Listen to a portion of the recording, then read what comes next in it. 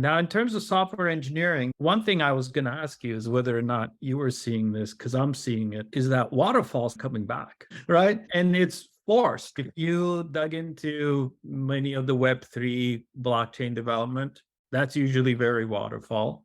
And a lot of large AI development requires a lot more planning because training cycles are so long and so costly.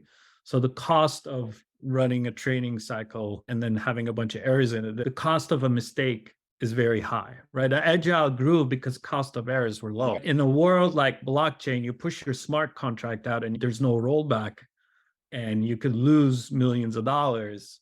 Or you run the model, it takes $5 million to train your model and it takes 4 weeks and you have a bunch of stuff in there. Anyway, so that was one thing I'm seeing is that you talk to some of those younger engineers that are working in these projects and the process they're following is waterfall. They're not calling it, but that is what they're using. As for the question, do I see it coming back? I would say, I think it never died. I think it was always there. That's the thing. When we're talking about agility versus waterfall, it's never been for me agility versus waterfall.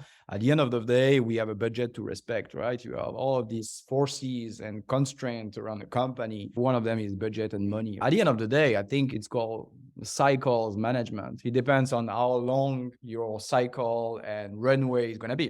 At the end of the day, you need to deliver a certain number of feature at a certain time. So it's called waterfall. You need to budget management, cycle management, and you can be agile with your software development. But it's not one or the other. To me, it's a combination of both. I think what died was this idea of a software being done. That is fundamentally wrong. That is wrong. Yeah. There's no such thing as done for a software. It's just a living thing. And you need to have engineer constantly working on it. So I think that thing died and that's good because that was fundamentally wrong and it didn't work with our software engineering cycle. But you're totally right. You still need to manage a budget. Let's call it an hybrid between agility and waterfall, but it's still there.